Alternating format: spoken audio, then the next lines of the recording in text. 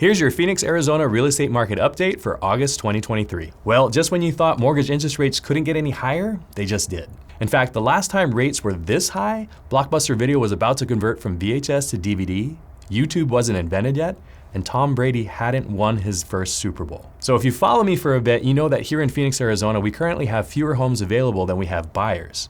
And if you're not following me, now's a good time to hit that follow button and subscribe. Elevated interest rates are killing affordability for home buyers. And yet the monthly median sales price of a home in the greater Phoenix area is up by about 6% since the start of the year. Currently, the median sales price of a single-family home in Phoenix is $475,000. The issue is that we aren't getting a lot of new inventory. As of this recording, Phoenix has 1,164 single-family homes for sale without a pending contract, which is just 7 more single-family homes available compared to last month, and roughly half as many homes compared to this time last year. And the reason we're not seeing a lot of new inventory is that over 60% of homeowners have interest rates below 4%, and they're not rushing to trade up to a higher interest rate. But here's where it gets interesting. Demand has already softened due to affordability, resulting from higher rates and higher home prices. So the question is, where do we go from here, and how does this affect you as a home seller or home buyer? Well, the Fed's hell-bent efforts to restore annual inflation to its 2% target have resulted in persistently elevated mortgage rates. If the economy continues to show unexpected strength, the Fed has said another rate hike might be necessary. But if the job market slows and consumer spending weakens, this could give them cause for pause. While many real estate economists had predicted lower mortgage interest rates by the end of the year, several are now pushing out those predictions to the end of the second quarter of 2024.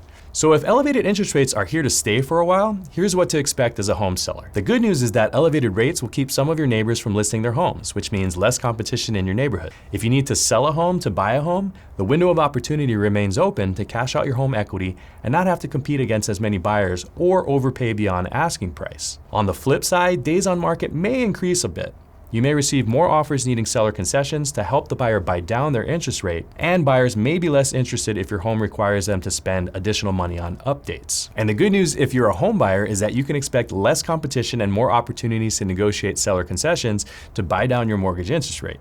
However, you do need to be comfortable with your monthly mortgage investment both now and in the future. One thing that most real estate economists agree on is that there is an army of home buyers sitting on the sidelines waiting for interest rates to drop.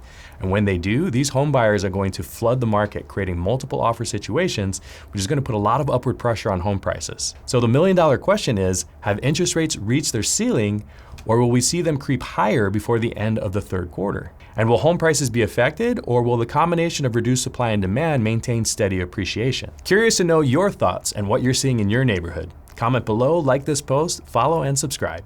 Take care of each other.